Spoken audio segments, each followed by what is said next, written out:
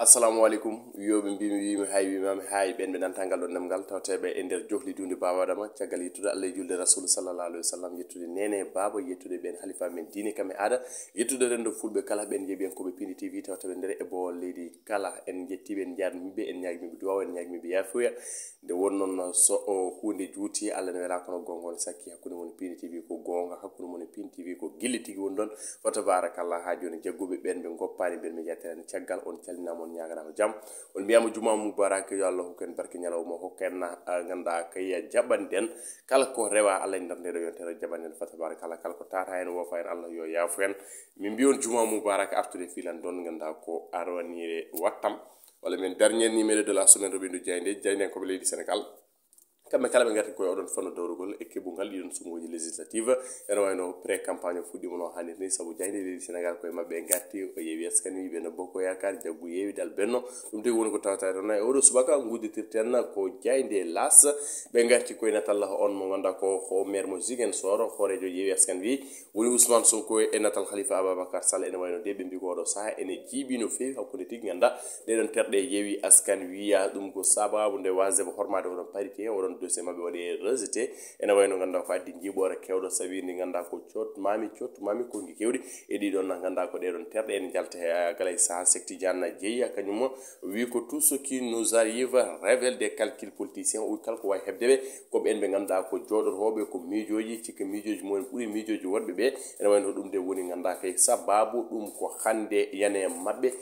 irrecevabilité e odon dossier mo ganda tigi non respect de la parité was hormade parité fotal nder odon dossier sabi tigi ganda wada ganda ko riwtano hani dossier mabbe wasinane de kambe yewi askan wi do e Dakar ena wayno Serigne Cheikh Mbacké Bara Dolly kanyum ne soutien kongi o wi ko deal e hakkunde Khalifa Sall e PDS o kanko non o ma andi fofu wiide makko kanko don gorko ena wayno de Khalifa Sall ko kanyum tigi jan fi yewi askan wi yo wonamo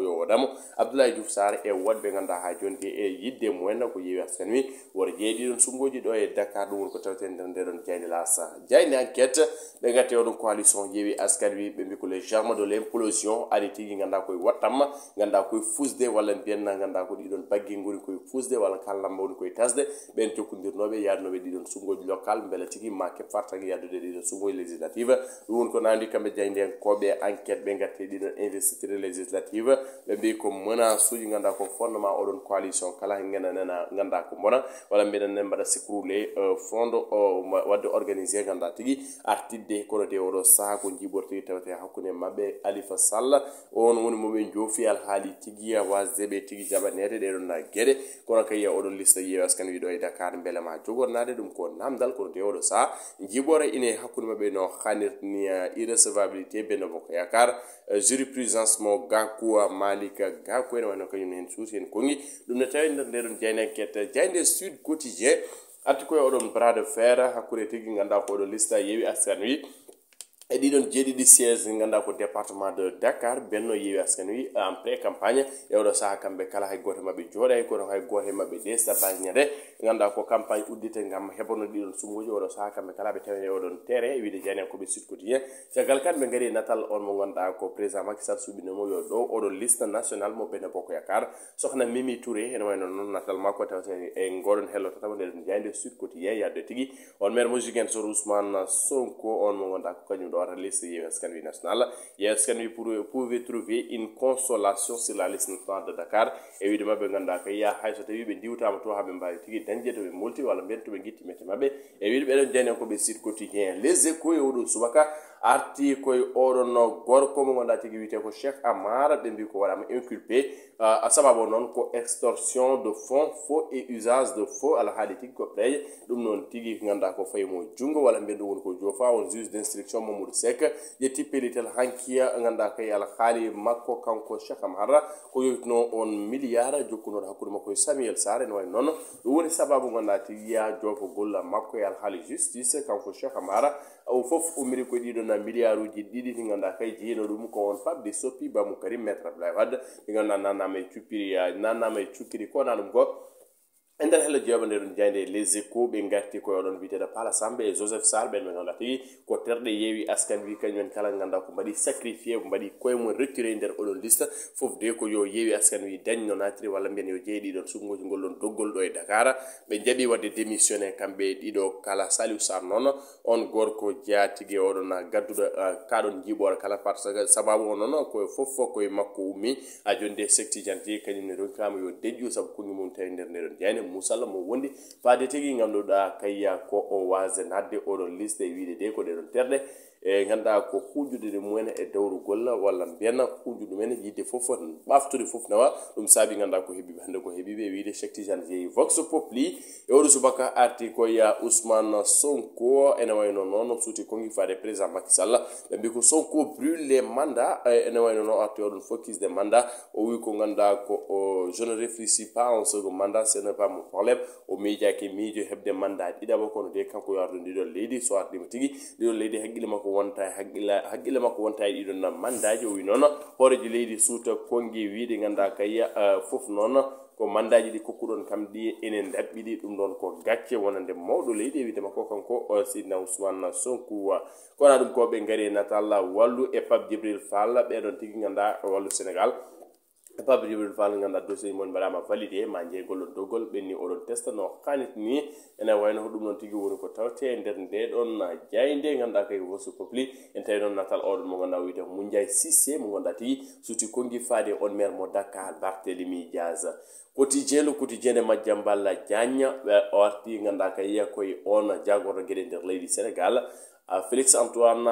Diome ene way noon o waɗi eranga faade tigi ɓen ɓe ganduɗa ko o gueɗe bonde walla mbiyen gueɗe cahaneje yaaden taƴi câbleaji très express régional ɗum woni ko yonnani ene wayno noon o waɗi renfil sa toge o wiide ganduɗa kay kala jagguiraɗo ɗum ɗon de ko acte criminel jagguira yo fam de ganduɗa kay ma lawol yane mum ma tigi ganduɗa ko rewne lawol no hannde ni e ɗiɗon kongi makko kanko oɗon jagorɗo gonda tigi kalfinaɗo gueɗe nder leydi Sénégal ministre de l'intérieur Félix Abdoulaye Diome ko waɗa ɗum ko kayya ɓe gatti natal on debbo mo ganduɗa kayya o wiyete ko Irène Mengasson mo Union européenne hene wayno noon o suuti kongi wonande position leydi Sénégal jogui e alhaaliya guerre to Ukraine e wiide makko noon o waɗi saluer o yodni ganduɗa koye darde Sénégal neutralisation Sénégal neutralité e leydi Sénégal e oɗon guerre l'observateur ɓe ngari koye oɗon gorko mo ganduɗa tigi ko tergal yana mar kono kay ko naal hanke fannu rappo mo ganduɗa ko ɓesgu Sénégal heftimo wiyete ko Simon Kouka mo sa ɓennin ɗo e lebbi jewtuɗɗi ene wayno noon fawnomo jungo ala haali trafic de passeport diplomatique ene wayno noon ko ɗum jaggunomo jongonda ko ɗum fawnomo jungo caggal hebdemo liberté provisoire yaltudemo e nder nduɗon dumbirdu jani koɓe l'observateur mbi que ce qu'il n'a jamais dit holko ganduɗa ko Simon meeɗa haalnande ɓesgu Sénégal on accident vasculaire cérébral e oɗon séjour makko e nder prison gonko makko ɗiɗon ñalɗi walla mbiyen ɗi jammaji ɗi wuule e nder ganduɗa kay nduɗon dumbirdu ɗum foni tawa e nder ndeɗon jayne ganduɗa tigi l'observateur caggal kan ɓe ngari noon on jagorɗo gonƴ kam e finance leydi Sénégal o wiyete ko Abdoulaye Daouda Diallo o arti ɗiɗon recette fiscale ɓe ganduɗa ko 702 milliards francs CFA waɗa recouvré au 31 mars ɗum woni ko tawten nder helo jawa nden jayne Youssoumaji Gayna libération no kewɗen wiide sona scandale tan ko révélation ɓe garti koye scandale contention hakkude oɗo société biyeteɗo Bouygues solution système biyeteɗo boss e oɗon ganduɗa ko entreprise biyeteɗo Bimao ene wayno kaɗon haala yettima tribunal ha ganduɗa kay Bougane Gueye Dany ene wayno o yani e kaɗon haala ɓe mbi ko boss oɗon entreprise ganduɗa ko Bouygues solution système ko kañum tigi foti yobde banque ganduɗa ko 747 milliards Bougane Gueye Dany kañumne ma yoppo kene tolno de temedde ɗiɗi e capanɗe joyi millions copreje men CFA woni 250 millions copreje men CFA on tribunal waɗi rendre définitive oɗon hypothèque immeuble Bougane Gueye Dany tawateɗo to cité kër gorgui mo ganduɗa tigi waɗama hypothèque ngam alhaali sûreté maw yoppode ɗon copreje no hanni ni so yoɓa nde ko oɗon immeuble ƴettete yoɓire défense ene wayno waɗi créé o scandale wiide keri ganduɗa koye ko entièrement ɗeɗon copreje ɗi ganduɗa Bougane rewete no feccere mum yoɓama no hanniti ni wadde de ɗon gueɗe fotani wade noon no hanniti ni wiide ɓeɗon jeyne koɓe libération stade guddirten walla mbiyen sen ngay heewiri uddata damal ko kayri uddata damal e oɗo subaka hannde e gartigol ko oɗon fin de saison mo gonda tigi oɗo saha sous haute tension no jani ko ɓi stade mbiri ene way noon Liverpool hakkude mum e Manchester City goto kala ene yiɗi ganda kay ƴettude on championnat goto kala ene yiɗi ganda ko ƴettude oɗon FA Cup final noon ko janggo A7 samedi ganda ko hakkude Chelsea e ɓen ɓe ganda ko les citizens ko janggo tigi jogoru wonde crainte de perdre le titre en Premier League. Liverpool wala City e gore mabɓe de ala ganda ko droit, personne n'a le droit de perdre wala bien personne ne ganda kay obligé de perdre ene wayno kala mabɓe basɗo potinel feti ko wasi oɗon championnat ɗum noon tigi woni ko tawte nder neɗon jayde stade garti tigi oɗon final séance mo ganda ko Ligue des Champions hakkude les merengue et les reds final kadi cabbaɗo hakkude ɓeɗon ɗigui e oɗon couche au ballon d'or hakkude Sadio Mané e on mo ganda ko Karima Benzema ene wayno noon ko wadde e rango ha joni ganda ko ɓiɓɓe Afrique nde won noon ɓe mbi ko yiɗande bandum wona añande goɗɗo no won noon yiɗande goɗɗo wonta añande bandum kono yiɗande bandum wona añande goɗɗo enen kala ko Sadio Mané jiɗen den yo heb ballon d'or pourquoi pas le deuxième africain à prendre le ballon d'or comme George Weah c'est possible parce qu'il le mérite. Sadio Mané il le mérite amplement, il le mérite qu'on se dise la vérité yimɓe yo kaldu gonga africain wat soutenir africain bande africain yo wadu jungle fandu aujourd'hui tous les médias français kamɓe kala haɓene kala les médias de sport les quotidiens de sport Gazelata et médias ji goɗɗi du gardon kamɓe fo haɓene kala wonde de Sadio Mané wonde ko Karim Benzema mérite ballon d'or mérite ballon d'or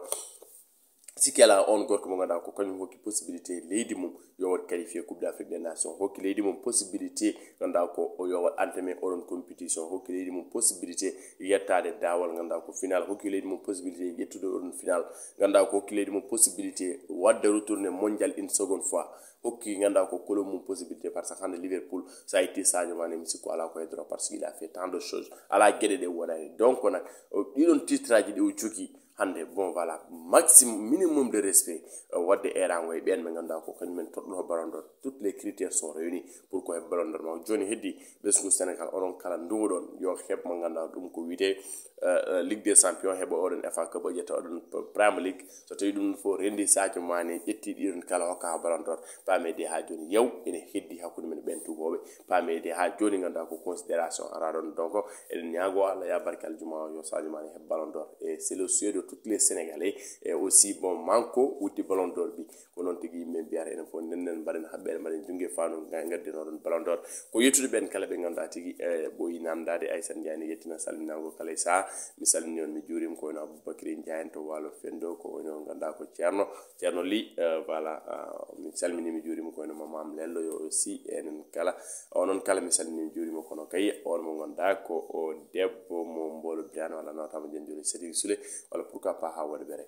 woni quartier Gueye Yaya sohna Hadi Gueye Yaya ñanam bandam yo gurdam jut Allah hokka cellal hokka coftal yaɓake salatul fatih en calmini gorko mo bokki e boy guile o wiyete ko Ceerno Amadou Diallo Amadou Sow walla mbiyamo Amadou Abou Salif aɗa wawi hadde ɗon gorko mo Kër Massar gorko mo bokki min calmini min juuri min ñaguima duwa min ñaguima yafuya fa tabarakallah ɗum wonno komin gaddan noon wosi fa kala gadan jaydi leydi Sénégal oɗo subaka aljuma